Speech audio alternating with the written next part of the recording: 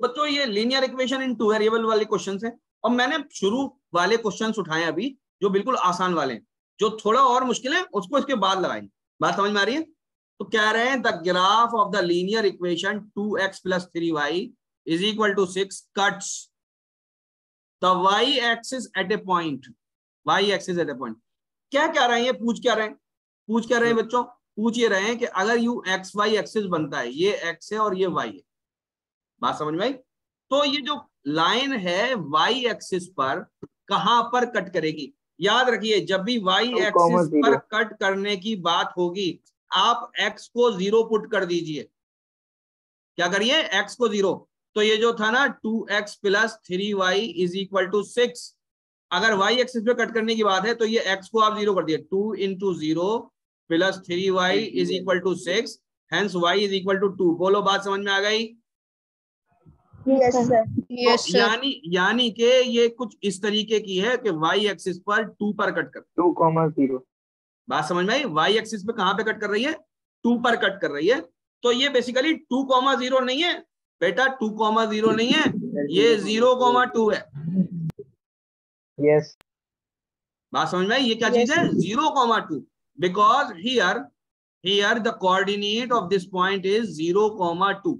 बोलो मेरी बात समझ में आती है? Yes sir. क्लियर हो गया बच्चों? जब भी कहा जाएगा कि y एक्सिस पे या x एक्सिस पे, अगर y एक्सिस का नाम आया तो आप क्या बोलोगे? x = 0, और x एक्सिस का नाम आया तो आप क्या बोलोगे? y = 0। अब देखो अगर हमें इसी का x एक्सिस पे कहां कट कर रही है निकालना है तो हम क्या करें? y = 0 पुट कर दें। ठीक है बेटा? तो हम क्या लिखेंगे? 2x = 6, x = 3। तो बेसिकली ये लाइन ये वाली ऐसे नहीं होकर कैसी है? ऐसी है, ऐसे जा रही है x एक्सिस पे, ये 3 पे कट कर। बोलो बात समझ में आ रही है? लाल वाली जो है ना एग्जैक्टली ये वाली लाइन। ठीक है? बोलो। Yes sir. हाँ ये लाल वाली ऐसी, ये एग्जैक्टली लाइन कैसी है? ये ऐसी है, ध्यान से देखना जो बना रहा हूं। एग्जैक्टली ये लाइन कैसी है? एक एग्जैक्टली ऐसी है, ऐसी। यहाँ पर x एक्सिस पे ये कट जो कर रही है तो हमने y को 0 किया है, तो यहाँ पर 3 है, और यहाँ पर क्या है बच्चों? यहाँ पर 2 है। तो इस पॉइंट के कोऑर्डिनेट क्या है? इस पॉइंट के कोऑर्डिनेट है 0,2, और इस पॉइंट के कोऑर्डिनेट क्या है? इसके कोऑर्डिनेट है 3,0। अमान बेटा समझ में आया है ये कौन से एक्सिस पे कैसे कट करती है लाइन? Yes sir. ठीक है? तो हमसे कौन सा क्वेश्चन पूछा गया है? हमसे ये वाला पूछा गया है, ये वाला आंसर हमारा, ये वाला पॉइंट, ये वाला कर लेंगे आप। अच्छा चलो सारे बच्चे ये करके बताओ मुझे। Sir 0,y। Sir 0,y। हाँ y एक्सिस का मतलब x की वैल्यू 0 है, और y को हम बताएंगे तो 0,y आएगा। क्या सबके समझ में आ रही है? क्यों भाई खदीजा, क्यों भाई रिहान, समझ में आ रहा है बेटा? Yes sir. Yes sir. Answer इसका क्या होगा? 0,y। सब बच्चों को अच्छे से नजर आती है स्क्रीन? Yes sir. यस। चलो आगे बढ़ो। अच्छा, any point on x axis is of the form x axis पर x, 0। शाबाश शाबाश, x,0 ये आंसर होगा। ठीक है, शाबाश। आगे बढ़ते हैं। Any point on line y = x is of the form. चलो ये बताओ, ये बड़ा इंपॉर्टेंट है। 0,y। y x = y। Sir a, yes sir. a, शाबाश। ये x = y कौन सी लाइन होती है बता दूं? ये लाइन जो होती है ना, ये होती है y = x, ये वाली लाइन। ठीक है, सबको दिख रहा है बच्चों? ये वाली लाइन कौन सी होती है? y = x। क्या मैं आपको ये बता दूं कि y = -x कौन सी लाइन होती है? Yes sir. बता दूं बेटा? वो ये वाली होती है, ये होती है y = -x। समझ में आ रही है बात? Yes sir. हाँ, तो इसके कोऑर्डिनेट कैसे होंगे इस वाली लाइन के? इसके होंगे a, -a, या कैसे होंगे? प्लस माइनस ए कॉमा माइनस प्लस ए। क्या मेरी बात समझ में आई? ये किसके कोऑर्डिनेट होंगे? इसके। बोलो, क्लियर हुई? यानी एक अगर प्लस है तो दूसरा माइनस है ना। जैसे इसके कोऑर्डिनेट क्या क्या होंगे ध्यान से देखो, इस वाली लाइन के, पीली वाली लाइन के 5 कॉमा माइनस 5 या माइनस 5 कॉमा 5, 3 कॉमा माइनस 3 या माइनस 3 कॉमा 3। बोलो अमान, समझ में आ रहा है बाबू? Yes sir. है ना, क्लियर हो रहा है ना? फवाद, खदीजा, शिमरा, शिमरा बेटी समझ में आ रहा है आपके? Yes sir. ये कोऑर्डिनेट मैंने कैसे रखे हैं? क्यों भाई जबीउल्लाह, जबीउल्लाह ये समझ में आया मैंने क्या बताया? जी सर। है ना, शाबाश। चलो अगर कुछ और पूछना हो इसमें तो बताना, आगे बढ़ते हैं। इसको तो अभी साफ कर देते हैं। Now let us talk about next question. The pair of linear equation 8x - 5y = 7। एक इक्वेशन आ गई। ये भाई इक्वेशन जो है ये क्या चीज होती है? बताओ भाई अमन, क्या होती है ये equation? Sir linear equation in two variable. Linear equation होती है। एक्चुअली में ये इक्वेशन ऑफ लाइन होती है, इक्वेशन ऑफ स्ट्रेट लाइन होती है, इक्वेशन ऑफ स्ट्रेट लाइन होती है। सीधी लाइन की ये इक्वेशन होती है। सीधी लाइन होने की पहचान क्या है? कि x की भी पावर 1 है और y की भी पावर 1 है। क्यों भाई, सही कह रहा हूँ जबीउल्लाह?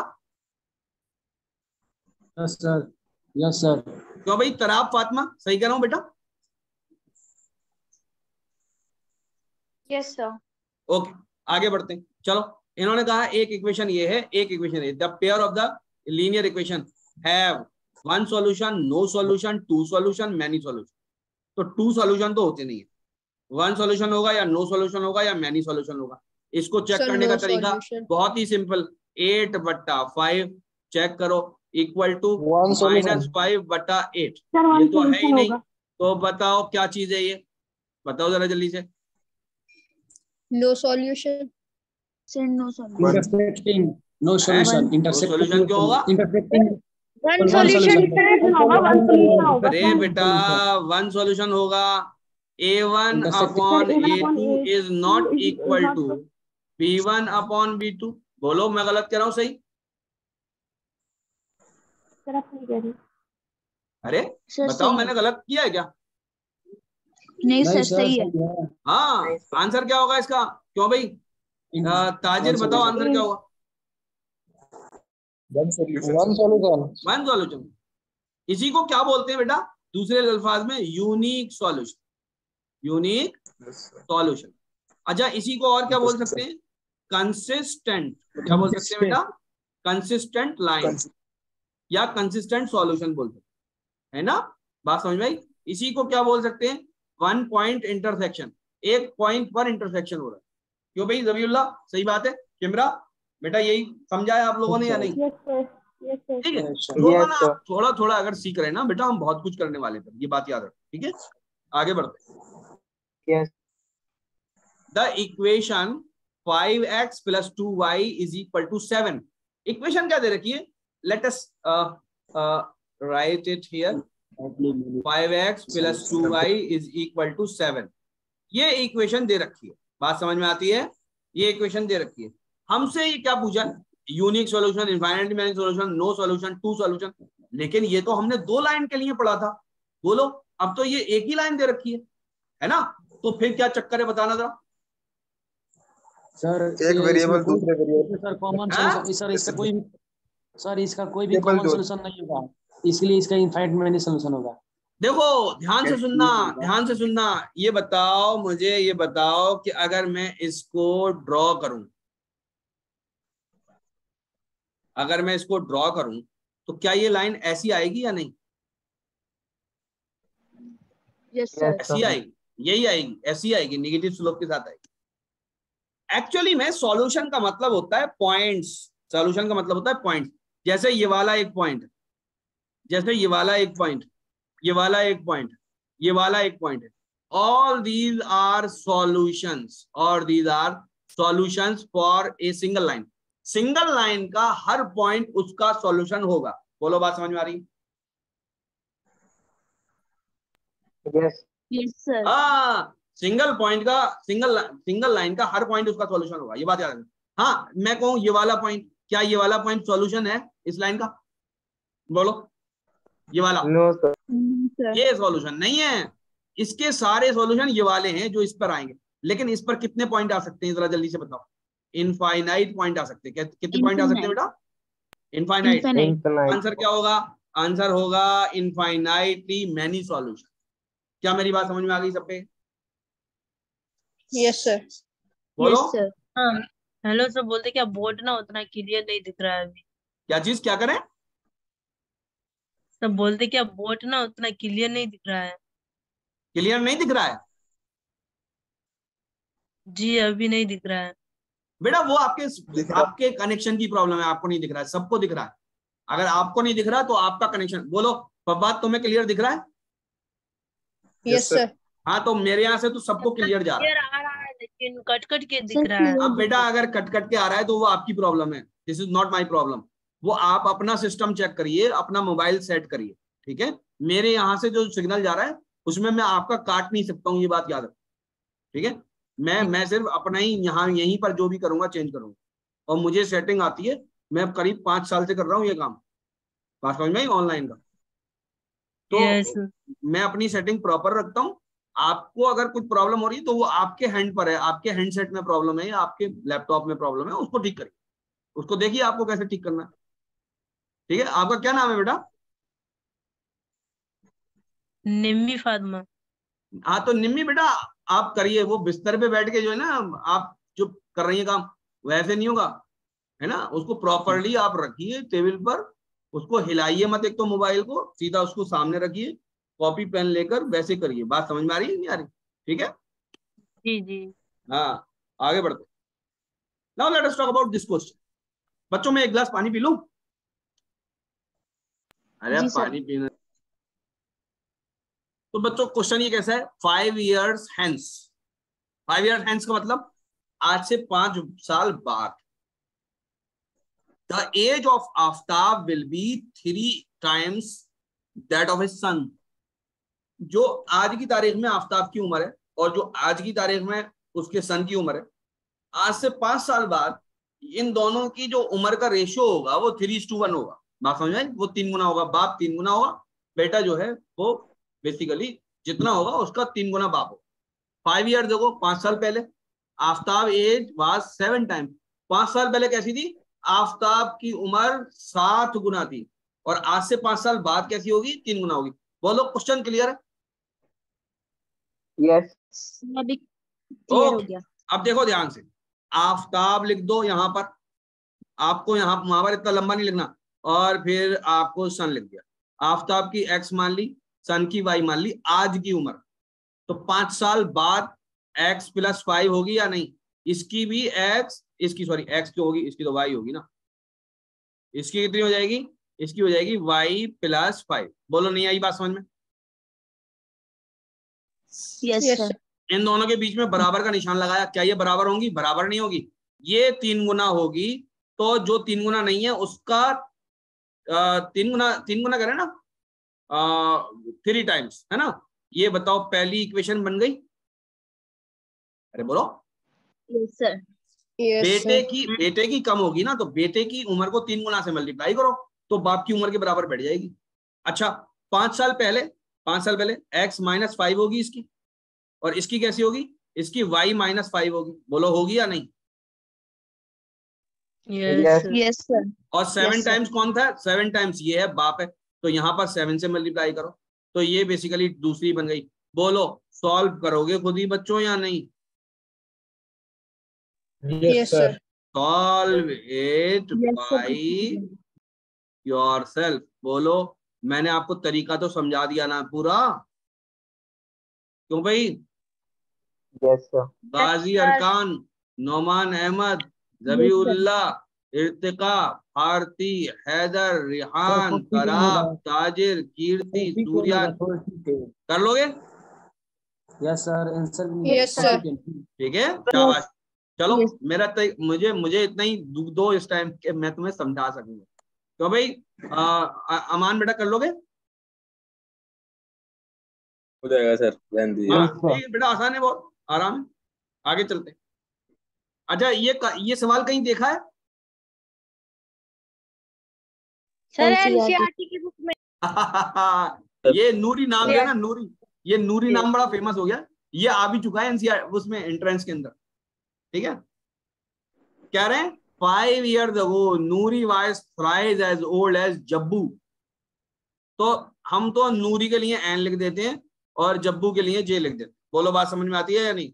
एन लिख दिया और जे लिख दिया, इसकी एक्स मान ली, इसकी वाई मान ली, और 5 years ago कहा तो x - 5 लिखा और इसके लिए y - 5 लिखा।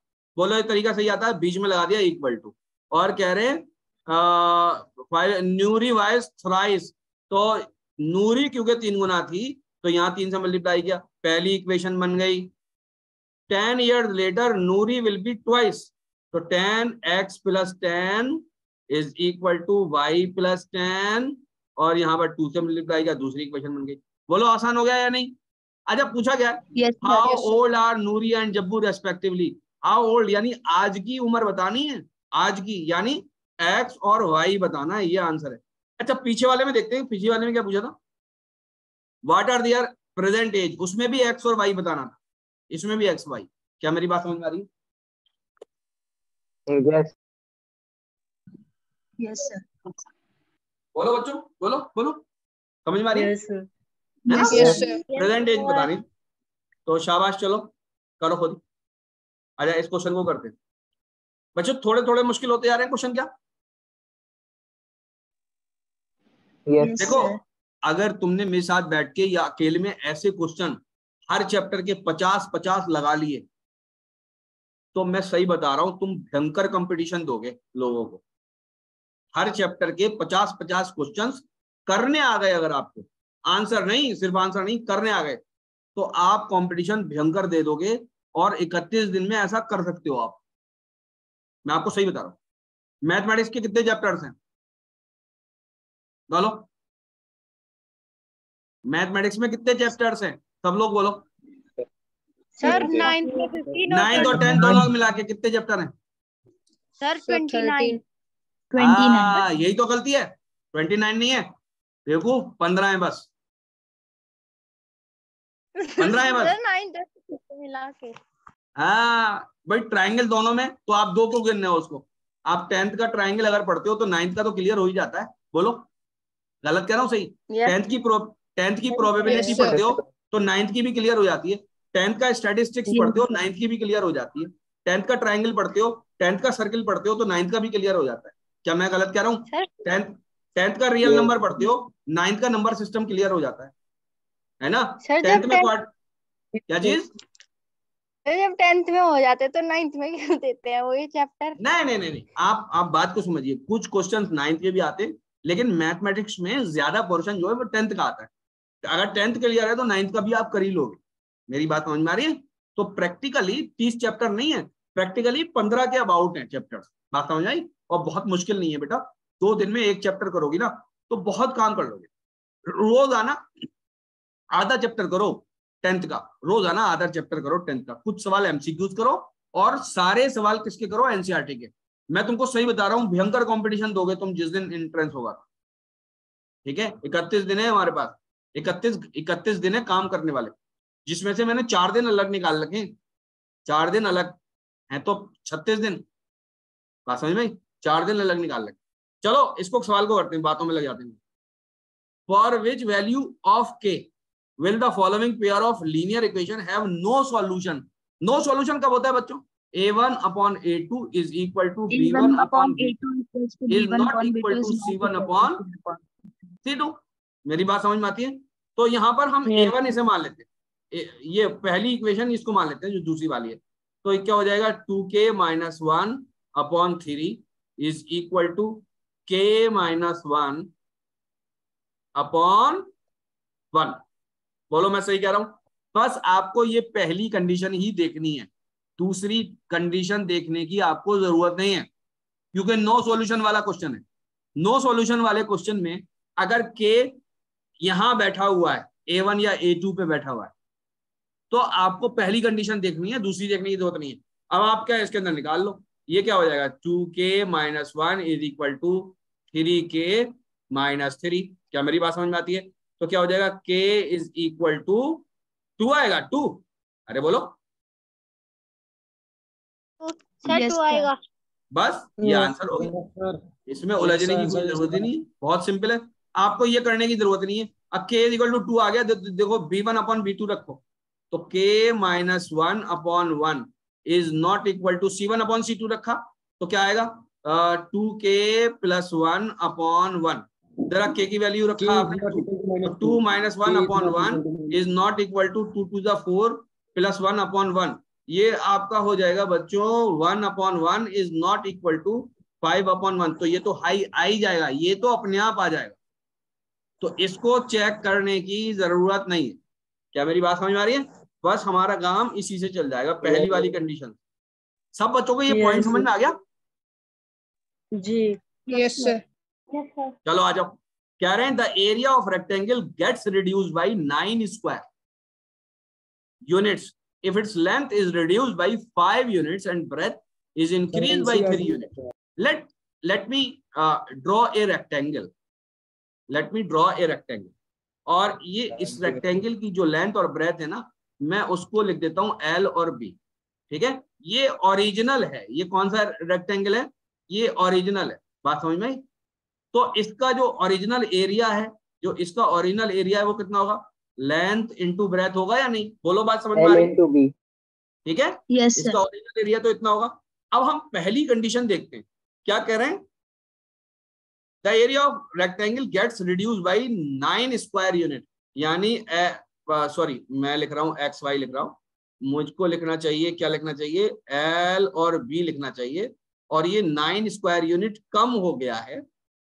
कब कम हो गया? If its length is reduce by 5 unit, अगर लेंथ को मैंने 5 से घटा दिया और ब्रेथ को इंक्रीज कर दिया 3 unit, breadth is increase by 3 unit. बात समझ में आई? क्या पहली इक्वेशन यहां से बनेगी? If Yes. Is the length, okay. दूसरे नंबर पे क्या कह रहे हैं बेटा? दूसरे नंबर पे कह रहे हैं if we increase the length by 3 unit, अगर हम लेंथ को 3 यूनिट से बढ़ा दें, एंड ब्रेथ बाय 2 यूनिट, और ब्रेथ को भी 2 से बढ़ा दें, तो क्या हो जाता है? Area is increase bye 67 unit. यानी अब क्या बन जाएगा? LB plus 67। बोलो, क्या दूसरी इक्वेशन बन गई? क्या ये दोनों Yes, sir. इक्वेशन आप सॉल्व कर सकते हो? Yes. Yes, sir.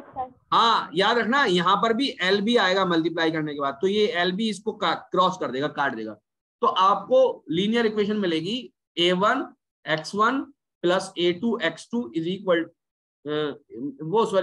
A1 x plus B1 y plus C1 is equal to 0। और दूसरी मिलेगी, मैं लिख देता हूं, पहली इक्वेशन मिलेगी A1 x plus B1 y plus C1 is equal to 0, और दूसरी मिलेगी A2 x plus B2 y plus C2 is equal to 0। दोनों इक्वेशन को आप सॉल्व कर लेंगे आसानी से। सॉल्व करना जानते हैं? बाई एलिमिनेशन कर लीजिएगा, बाई किसी भी तरीके से कर लीजिएगा। ठीक है, बात समझ में आ गई? कर लेंगे आप इसको? Yes, sir. एक और आसान तरीका है, बता दूं?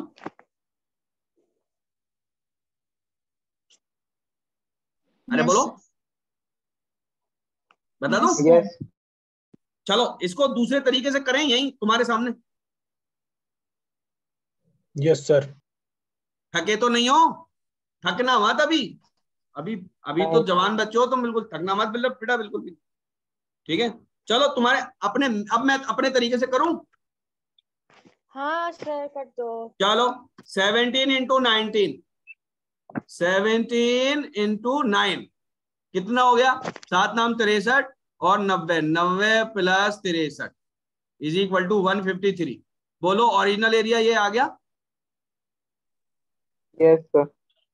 पहले में क्या कह रहे हैं? लेंथ इज रिड्यूस बाई 5, तो लेंथ हो गई 12, and breadth is increase by 3, और ब्रेथ हो गई 12, तो ये तो आ गया 144। कितना आ गया? 144। तो क्या 9 यूनिट का फर्क पड़ा है?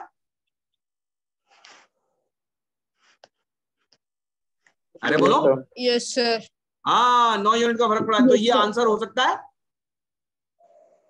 Yes sir. ये आंसर। अब देखो Yes, अब हम sir. करते हैं if we increase the length by 3। अब मैं इसके अंदर क्या करूं, 3 बढ़ा दूं, 20 कर दिया। और क्या करूं, और यहां पर कर दूं 2 बढ़ा दूं, यहां पर 11 कर दूं। अब ये कितना आ जाएगा, जरा जल्दी से बताओ। ये आ जाएगा 220। क्या ये तय आएगा? Yes sir. क्या ये 67 ज्यादा है इससे? Yes sir. Yes, sir. Yes. यही फिर आंसर है। बात खत्म हो गई। और ये तो मैं तुमसे पूछ रहा हूं तो इसलिए देर लग रही है। अगर किसी को टेबल्स याद हैं, पहाड़ याद हैं, तो वो इसके अंदर इसके अलावा करेगा ही नहीं कुछ और। एक ये भी तरीका है। आगे बढ़े। अरे बोलो। Yes sir. Yes sir. अरे मैंने एक वो वाला क्वेश्चन और रखा था, क्या नाम है, वाला पावर वाला, बच्चे से वो वर्क वाला। पता नहीं मैंने फवाद को भेजा या नहीं। एक मिनट, एक क्वेश्चन और था, अभी इसको पॉज कर देते हैं बच्चे। पढ़ लिया सर। चलो क्या कह रहे हैं सर एनसीईआरटी में भी ऐसे ही क्वेश्चन है ना? कहां पर? एनसीईआरटी में। हाँ बेटा एम्ब्रॉयडरी वाला क्वेश्चन है, वहीं का क्वेश्चन है ये। ध्यान से देखते हैं, पढ़ते हैं। बेसिकली इसमें हो सकता है डेटा थोड़ा सा चेंज हो। 2 वुमेन एंड 5 मैन, 2 औरतें और 5 आदमी can together finish an embroidery work in 4 days। तो 4 दिन में कोई एम्ब्रॉयडरी वर्क है जिसको 5 आदमी और 2 औरतें मुस्तकिल काम करके फिनिश कर। क्या मेरी बात समझ में आती है? While 3 women and 6 man can finish it in 3 days। अगर 3 वुमेन होती और 6 मैन होते तो मिलके 6 दिन में खत्म कर, 3 दिन में खत्म कर देते इस काम को। बोलो क्वेश्चन समझ में आ गया?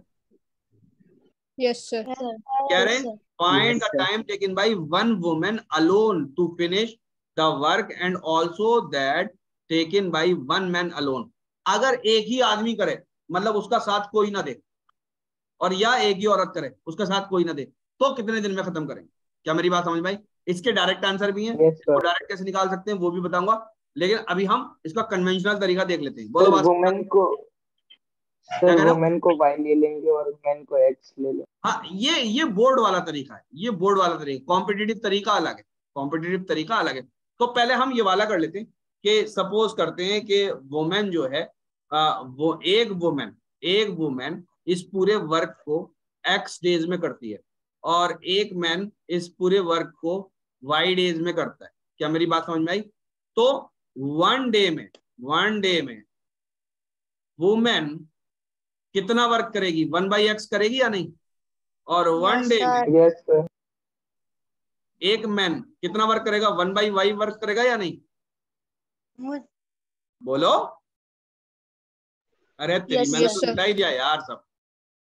वुमेन जो वर्क करती है, वुमेन पूरा वर्क x डेज में करेगी, मैन पूरा वर्क y डेज में करेगा। 1 डे में जो वुमेन है वो कितना वर्क करेगी? 1/x करेगी। 1 डे में जो मैन है वो कितना वर्क करेगा? 1/y करेगा। क्या मेरी बात समझ में आती है? तो 1 डे में दोनों मिलके कितना करेंगे? 1 डे में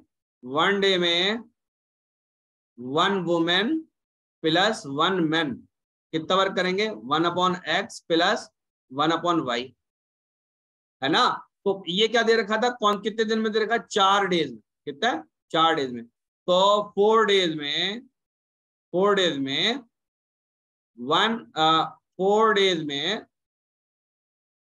1 डे का निकाला ना, तो 4 डेज में 2 वुमेन और 5 मैन कितनी देर में करेंगे? 2/x। मैंने गलत किया, कुछ गलत लिखा है यहाँ पर, let me right it correctly. 2/x plus 5/y multiplied by 4। ये करेंगे, पूरा एक वर्क कंप्लीट हो जाएगा इसके अंदर। बोलो बात समझ में आती है?